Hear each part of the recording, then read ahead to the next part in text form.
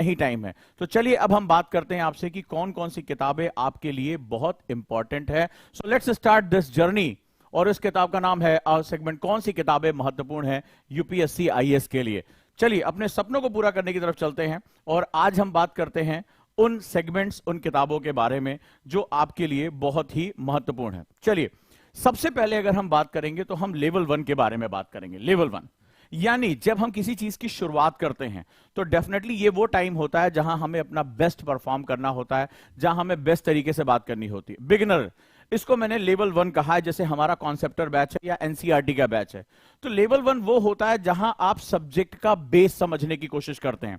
कई बार जैसे हम अगर इंटरनेट पे गए, हमने पॉलिटी की बुक्स का नाम डाला तो उसमें डीडी बासु की किताब आ गई। अब डीडी बासु की किताब अगर आपके सामने आ जाती है, लक्ष्मीकांत की नाम बहुत पॉपुलर है, लेकिन एक बिगिनर स्टूडेंट जो कि नॉन ह्यूमन बैकग्राउंड से है, वो किसी अन्य बैकग्राउंड से आया है, तो तुम देखोगे उसको बहुत दिक्कत होती है, वो बड़ी परेशानी में पड़ जाता है कि आखिर इसका बेस कैसे बनाए, इसका सब्जेक्ट कैसे बनाए। जहां लक्ष्मीकांत की जहां शुरुआत होती है तो कॉन्स्टिट्यूशनल जो डेवलपमेंट हुआ है, वो लॉज, जहां पर रेगुलेटिंग एक्ट, पिट इंडिया एक्ट, वहां से शुरुआत होती है, तो स्टूडेंट वहां उलझ जाता है। डीडी बसु जहां बहुत गहरी बात करते हैं, बेयर एक्ट खरीद के लेकर आता है, लेकिन सब्जेक्ट डेवलप कैसा हुआ है, सब्जेक्ट का विकास कैसे हुआ है, एक आम आदमी की भाषा में हम इसको कैसे समझ सकते हैं, यह जानना बहुत जरूरी होता है। सेम इसी तरह आज ही हम शुरू करते हैं लेवल 1 की बुक्स में। तो लेवल 1 की अगर हम बुक्स की बात करेंगे तो सबसे इंपॉर्टेंट बुक्स हमारे लिए है और वो है हमारी एनसीईआरटी की जो बुक्स हैं। तो एनसीईआरटी की बुक्स की जो लैंग्वेज है वो सार्वभौमिक होती है, यूनिवर्सल होती है और आप आसानी से इसको समझ सकते हैं।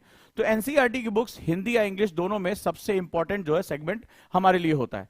तो कौन कौन सी बुक्स आपके बहुत काम की है जिसको पढ़कर आप अपना बेस बना सकते हैं। ये कहानियों के माध्यम से, इजी लैंग्वेज के माध्यम से सब्जेक्ट को समझना कि सब्जेक्ट डेवलप कैसे हुआ है, ये सबसे इंपॉर्टेंट काम होता है। तो चलिए हम शुरुआत करते हैं, अवर पास्ट के बारे में बात करते हैं। राइट, यानी कि हमारी जो छठी क्लास की एनसीईआरटी क्लास 6 की अवर पास्ट पार्ट 1 यानी हमारा अतीत प्रथम भाग, दूसरा क्लास जो 7th की अवर पास्ट पार्ट 2, क्लास 8th की अवर पास्ट पार्ट 3 और न्यू एनसीईआरटी की मैं बात कर रहा हूं जो नए तरीके से डेवलप करके यहां लिखी गई है। सेम क्लास 9th की India and the contemporary world यानी भारत और समकालीन विश्व, जिसमें भारत उस समय की जो समकालीन राजनीति थी उसके बारे में कुछ छोटी छोटी बातें दी गई हैं। आपको समझ में आएगा, ये पार्ट बहुत इंपॉर्टेंट है, स्पेशली मेंस के लिए बड़ा इंपॉर्टेंट हो जाता है ये पार्ट। राइट, जहां ये तीनों पार्ट प्री के लिए बहुत इंपॉर्टेंट है, वहां ये जो 9th क्लास की एनसीईआरटी इसमें मेंस के हिस्से में मिलते हैं, जहां हमें पता चलेगा, जिसको हम लोग वर्ल्ड हिस्ट्री कहते हैं, कि भारत धीरे धीरे अपने आसपास के, उस समय भारत जब आगे अपना आंदोलन कर रहा था, भारत आगे बढ़ रहा था, विश्व के बाकी हिस्सों में क्या चल रहा था। राइट, तो ये एक बहुत इंपॉर्टेंट सेगमेंट होता है, ये आपके लिए क्लास बहुत महत्वपूर्ण हो जाती है। अगला अगर हम बात करें तो क्लास 9th की जो हिस्ट्री है, जिसको हम लोग बोलते हैं India and the contemporary world part 2 यानी भारत और समकालीन विश्व का द्वितीय हिस्सा जो आगे हमारा जाता है। सेम ऐसे ही क्लास 10th की बुक है themes in the world history, विश्व इतिहास में जो थीम्स है, किताब जो है दी हुई है, themes in the Indian history part 1, themes in the Indian history part 2 और themes in the Indian history part 3। तो थीम्स और अवर पास्ट में क्या डिफरेंस है।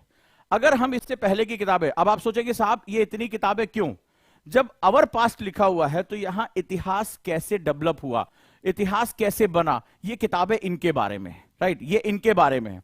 और जब हम थीम्स में जाते हैं तो थीम क्या होती है, जैसे कहते हैं कि भाई ये पिक्चर रोमांटिक है, ये पिक्चर जो है वो क्या है, ये पिक्चर हॉरर है, ये पिक्चर जो है वो आजादी के विषय पे बनी हुई है, इंडिपेंडेंस पे बनी हुई है। तो हर पिक्चर की एक थीम होती है, ठीक है, ये पिक्चर जो है फलाना के विषय के बारे में है। तो जब हम अवर पास्ट में जाएंगे तो ये वो किताबें हैं, सबसे ज्यादा स्टूडेंट जो गलती करता है वो गलती ये करता है कि इन किताबों के सेगमेंट में वो सोचता है कि 6th 7th 8th हमें पढ़ने की जरूरत ही नहीं है, वो सीधे 11th 12th की किताब पढ़ने की बात करता है। आपने भी ये सुना होगा, अगर सुना है तो प्लीज मुझे कमेंट बॉक्स में बताएं। हाँ सर, हमसे भी ये बात कही कि यार 9th 10th जो है 6th 7th 8th क्लास की एनसीईआरटी क्यों पढ़ रहे हो, सीधे 9th 10th की एनसीईआरटी पढ़ो, 11th 12th की पढ़ो। हाँ या ना, ऐसा आपसे भी बताया हुआ है, ठीक है। तो अभी क्या करना है, आप देखिए क्या दिक्कत हो जाती है, जहां पर ये जो सेगमेंट है यानी 6th 7th 8th क्लास की जो एनसीईआरटी है, ठीक है, उसका सिंपल सा मतलब होता है कि वो पूरे इतिहास का एक पिक्चर आपके सामने रखती है, ठीक है। एंशिएंट, मिडाइवल, मॉडर्न के साथ एक जो है वो एक पूरा पिक्चर आपके सामने रखती है कि हिस्ट्री बेसिकली डेवलप कैसे रहा और हम इसका हिस्सा कैसे हैं, हमारा पास्ट है, हम इसका हिस्सा कैसे हैं। लेकिन जरा अगर हम बात करें, जब आप 11th 12th क्लास की एनसीईआरटी में आते हैं राइट। तो वहां पर तुम्हें क्या देखने को मिलता है? वहां पर तुम्हें देखने को मिलता है थीम्स।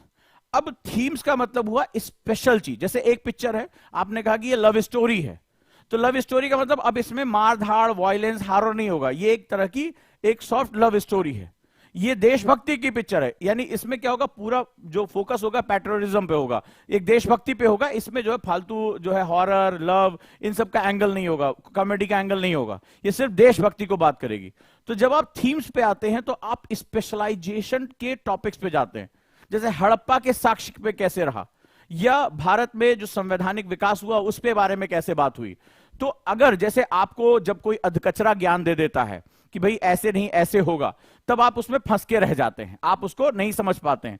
वहां आपके साथ एक बड़ी दिक्कत हो जाती है। अब समझना, ये आपको नहीं पता चलेगा, ठीक है, आपको नहीं पता चलेगा कि ये कैसे हो रहा है। सीधे बोला अरे 11th-12th की पढ़ लो, मोर देन इनफ है।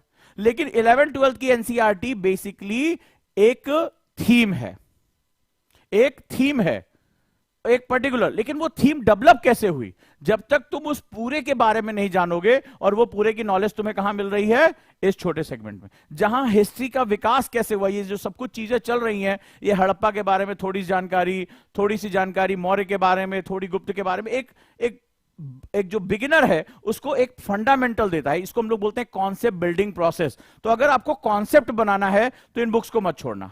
इसके बाद ये है स्पेशलाइजेशन, जहां पर हम एक पर्टिकुलर थीम के बारे में बात करेंगे। इसका थीम क्या है, इसका थीम क्या है, और इसका थीम क्या है। तो इस तरह से अगर हम देखते हैं तब जाकर